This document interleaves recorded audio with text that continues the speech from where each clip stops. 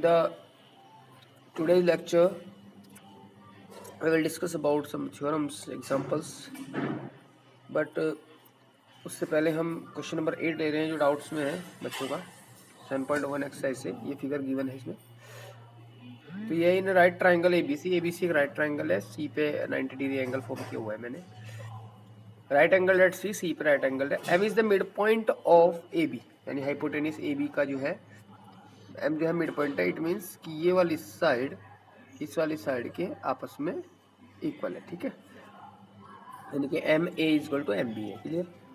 इसके बाद है C is join to M, C को एम से ज्वाइन किया and produce to a point D, और इसको प्रोड्यूस कर दिया। सी एम को आगे तक डी पॉइंट तक ले गए और इससे ले गए कि C M equal to D M है, यानी कि ये वाली साइड और ये वाली साइड आपस में इक्वल है, ठीक है।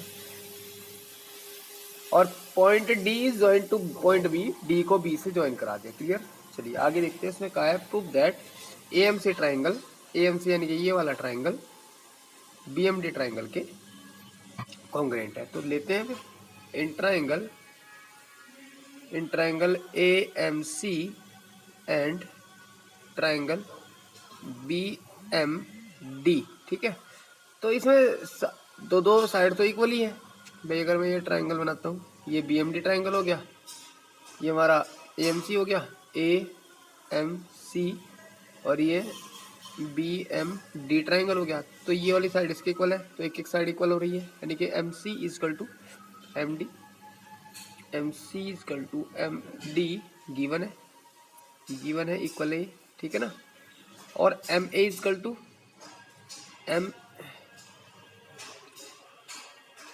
ए इजकल टू एम बी है, ये क्यों है?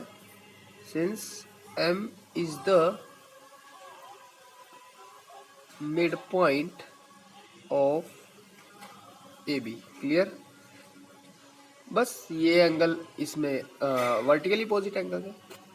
Angle A M C equal to angle B M D, यहाँ पे लिख देंगे वर्टिकली अपोजिट एंगल्स।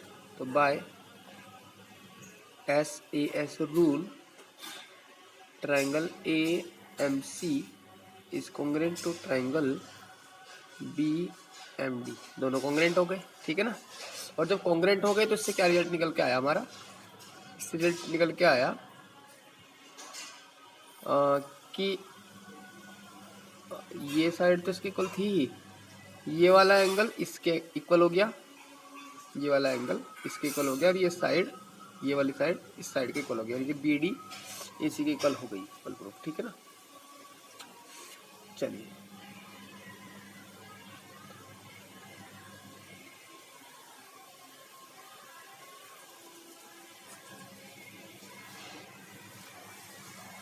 यहाँ से क्या करेंगे, सीधी सीपीसीटी से क्या क्या प्रूफ हो गया? Angle B D M equal to angle A C M, ठीक है ना। ये सीपीसीटी से आया। और क्या आया सीपीसीटी से? कि B D is equal to A सी, ये भी सीपीसीटी से आया, ठीक है ना। बी डी और ए सी भी आपस में इक्वल है। चलिए आगे इसने कहा है प्रूफ करो ये एंगल 90 डिग्री है। तो देखिए सिंस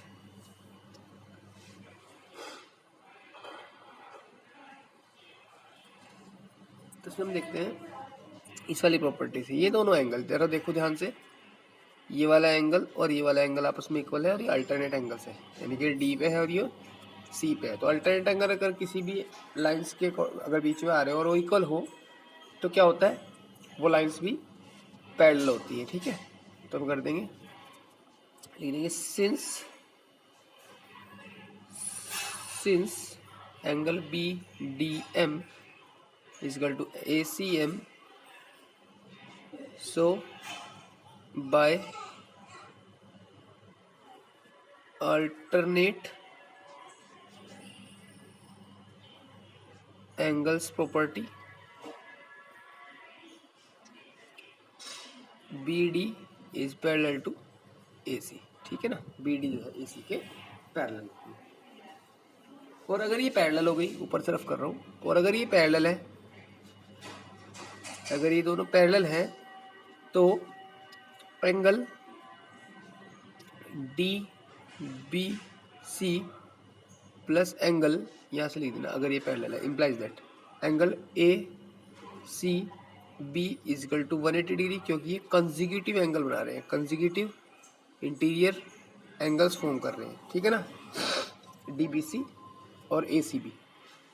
तो ये डी बी सी तो निकाल देंगे हम, ये 90 गिवन है इक्वल टू 180, तो एंगल डी बी सी आ जाएगा 180 minus 90 that is 90 degree. Clear?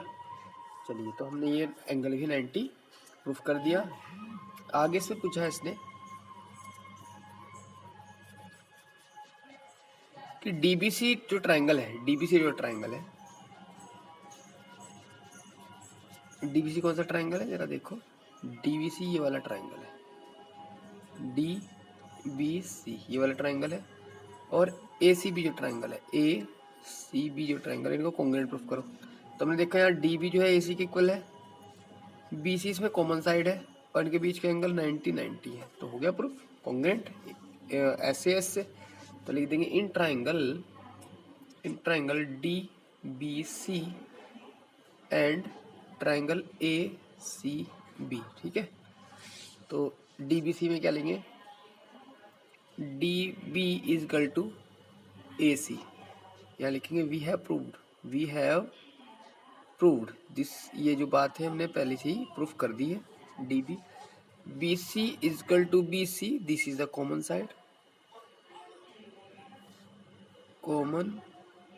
Side, and triangle D B C is equal to triangle A C B, लिख देंगे ईच इक्वल्स टू 90 डिग्री, ये रफ कर दे रहा हूँ अंदर से, लिख देंगे each equals to 90 degree. Clear? तो so by SAS rule triangle DBC is congruent to triangle ACB। Clear? ये कॉन्ग्रुएंट प्रूफ हो गया। और अगर ये कॉन्ग्रुएंट प्रूफ हो गया तो इससे क्या रिजल्ट निकल के आता है कि AB जो है वो DC के इक्वल है। क्लियर ना? By CPCT।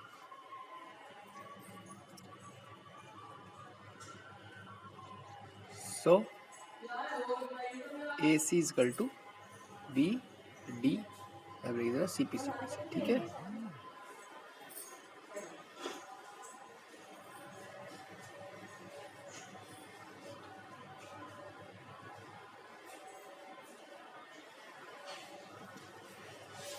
तो AC अगर BD के इक्वल है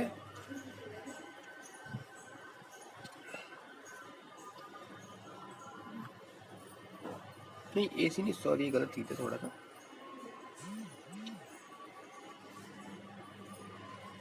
AB DC के इक्वल है, AB DC के इक्वल है, ठीक है ना। अब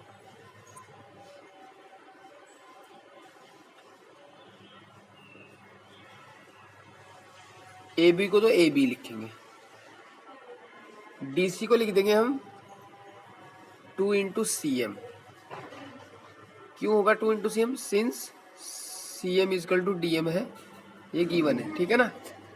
तो हमने ये बात लिख दी है, तो हम DC को जो है वो CM का डबल लिख सकते हैं, और 2 आ जाएगा अपॉन में, तो यहाँ से आ जाएगा CM equal to half of AB, और ये चौथा पार्ट हमारा इसका प्रूफ हो गया। क्लियर ना?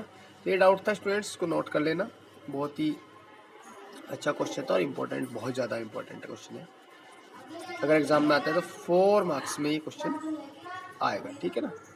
चलिए, इसके बाद हम करते हैं थ्योरम नंबर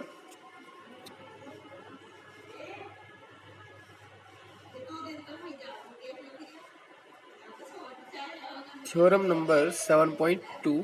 तो स्टेटमेंट है थ्योरम का, angles opposite to equal sides of an isosceles triangle are equal. कह रहा है कि एक आइसोसेलेस ट्रायंगल है, आइसोसेलेस ट्रायंगल जिसकी 2 साइड आपस में इक्वल होती है। कह रहा है कि angles opposite to equal side के अपोजिट जो एंगल्स है ये वाले ऑफ एन आइसोसेलेस ट्राइंगल के वो हमेशा इक्वल होते हैं। तो ये प्रूफ करना है। तो ये मैं ए बी और सी लेता हूँ और हमें गिवन है, given triangle ABC is an isosceles triangle with AB is equal to AC। AB और AC is equal to है, इसे लेके हमने ABC ट्राइंगल को आइसोसेलेस ट्राइंगल मान लिया।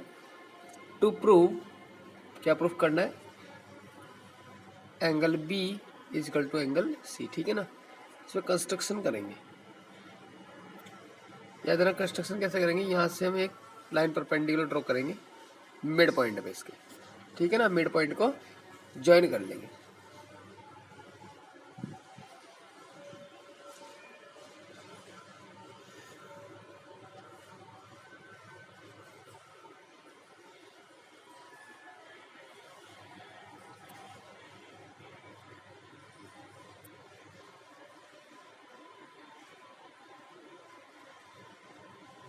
नहीं मिड पॉइंट नहीं, सॉरी, एंगल बाइसेक्टर खींचेंगे। एंगल ए का एंगल बाइसेक्टर कर लेंगे तो ये एंगल और ये एंगल मिल जाएगा। ठीक है। यहाँ पे मैं ABCD पे कर देता हूँ। ठीक है। एंगल बाइसेक्टर हम इसका ड्रॉ कर देंगे। ठीक है। चलिए अब देखो कंस्ट्रक्शन में लिखेंगे हम, ड्रा AD क्या, draw angle an angle bisector AD of angle A. Angle A का AD एक एंगल बाइसेक्टर हमने ड्रॉ कर दिया। क्लियर। अब प्रूफ करते हैं इसको।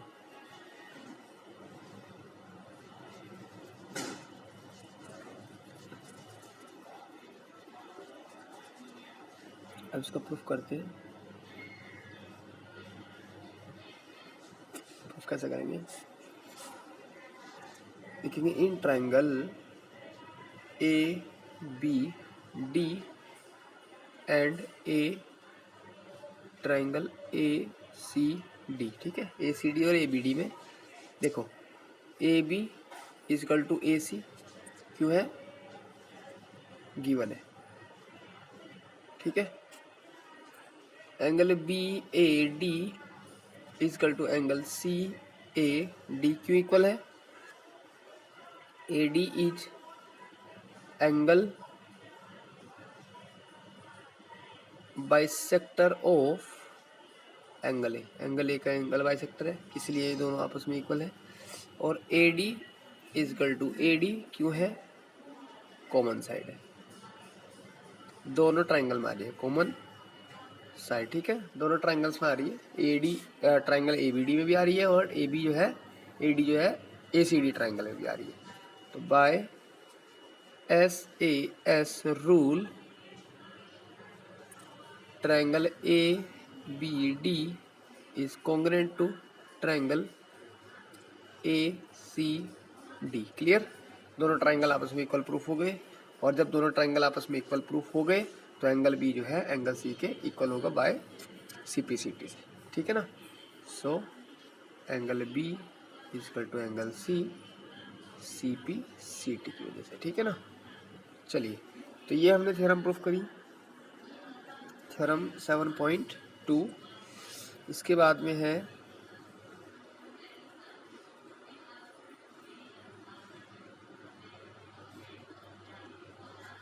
7.3 सी का कन्वर्स है।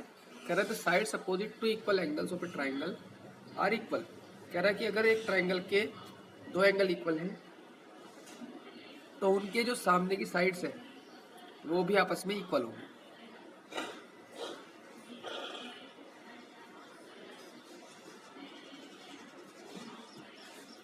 देखिए ये कह रहा है, मैं ऐसे बता देता हूँ, प्रूफ आपको खुद करनी है ये।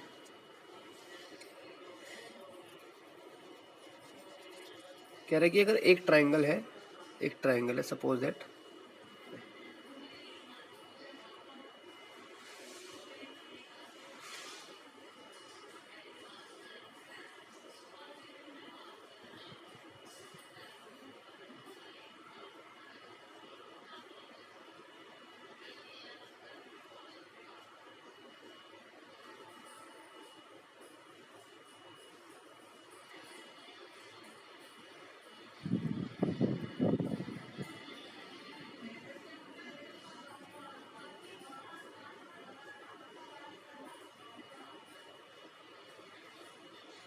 सपोज दैट ट्राइंगल है जिसकी नेमिंग करता हूँ मैं ए बी सी। कह रहा है कि अगर एक ट्राइंगल के दो एंगल इक्वल है तो प्रूफ करो उनके सामने की साइड इक्वल है, यानी कि ए बी और ए सी आपस में इक्वल है। ठीक है, तो हम क्या करेंगे, यहाँ पे भी हमें एक कंस्ट्रक्शन करना पड़ेगा।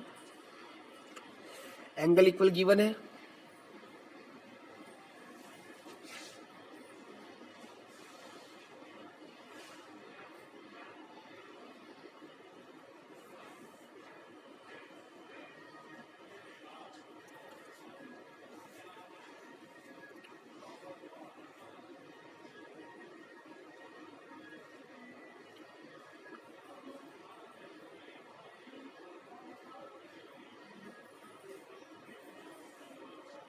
हम इसमें वही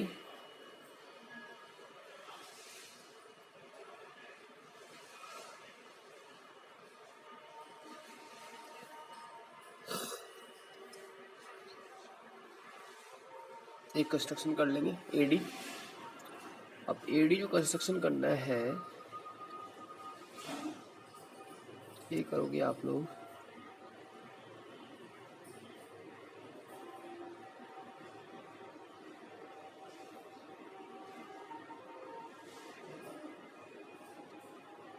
वही परपेंडिकुलर बाइसेक्टर खींचोगे, ओ सॉरी एंगल बाइसेक्टर खींचोगे तो ये वाला एंगल इस एंगल के इक्वल प्रूफ हो जाएगा। अब देखो आपको करना क्या है, दोनों ट्राइंगल्स में अगर किसी ट्राइंगल्स के दो एंगल इक्वल हो तो उसका तीसरा एंगल भी आपस में इक्वल होगा, तो ये वाला एंगल भी इस एंगल के इक्वल होगा बाई ए रूल। कौन से रूल से? बाई ए रूल से। तो यानी कि अगर किसी ट्राइंगल के दो एंगल आपस में इक्वल है, दो ट्राइंगल्स के दो एंगल आपस में इक्वल है, तो तीसरा एंगल भी आपस में इक्वल होगा। तो हमने प्रूफ कर दिया कि ये वाला एंगल इस एंगल के इक्वल है। ठीक है, अब देखो अगर मैं दोनों ट्राइंगल में लूंगा तो दूसरे पेन से मैं कर रहा हूँ, रेड पेन से, ये एंगल इसके इक्वल, ये एंगल इसके इक्वल और ये साइड कॉमन साइड, तो ए रूल से दोनों ट्राइंगल हो जाएंगे कॉन्ग्रुएंट प्रूफ। और कॉन्ग्रुएंट प्रूफ होने के बाद में बाई सिम्प्लिसिटी ए बी जो है ए सी के इक्वल प्रूफ हो जाएगी। तो ये थ्योरम आपको खुद करनी है, एनसीईआरटी में इसका सॉल्यूशन नहीं है, तो ये आपको खुद ही करनी है। ठीक है ना, दो थ्योरम मैंने बताई, आपको कंस्ट्रक्शन करना बता दिया, किस तरह से कंस्ट्रक्शन करते हैं, कंस्ट्रक्शन की जरूरत कैसे पड़ती है। इन्हीं दोनों क्वेश्चन, ये दोनों क्वेश्चन भी है और ये दोनों एग्जाम्पल्स भी समझो आप लोग। ठीक है, तो एक एग्जाम्पल मैं आपको समझा भी रहा हूँ, एग्जाम्पल नंबर 6 है, एग्जाम्पल नंबर 6 है। ये इस तरह से फिगर बनाई हुई है,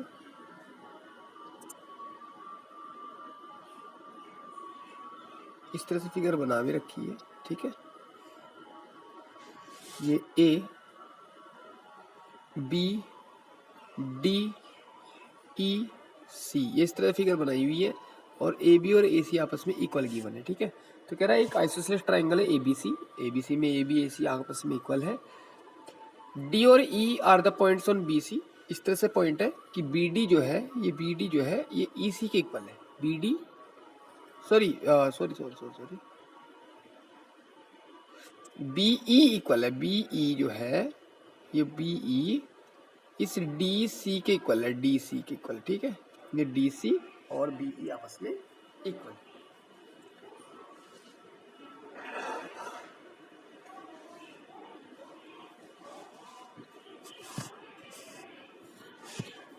तो इसमें हमें प्रूफ करना है ए डी और ए इक्वल है। ए डी यानी कि ये वाली साइड और ये वाली साइड आपस में इक्वल है। तो हम क्या करेंगे, इस ट्राइंगल को कॉन्ग्रुएंट प्रूफ करेंगे। तो किस तरह से करेंगे, चलो देखो, in triangle A D B and triangle A E C. ठीक है, इसे देखो जरा, अब मैं दोनों ट्राइंगल अलग बना लेता हूँ। एक ट्राइंगल ये है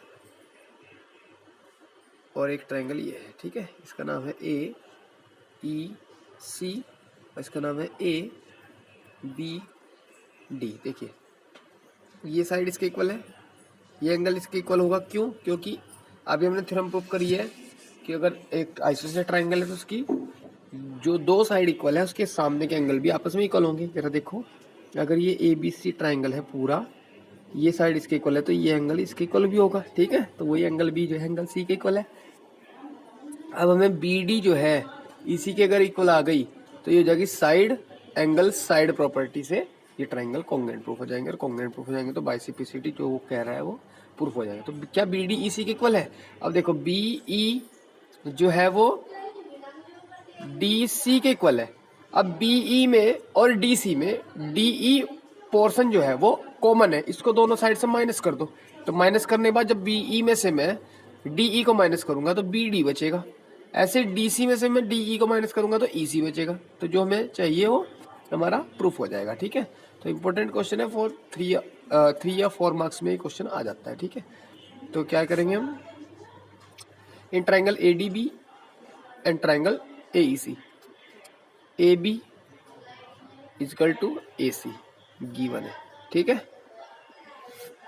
angle ABD equal to angle ACE क्यों है? Opposite angles of equal sides, equal sides के अपोजिट एंगल से, ठीक है। ये यहां से लाइन देता हूं। Now BE equal to DC और करके लिखो BE माइनस DE,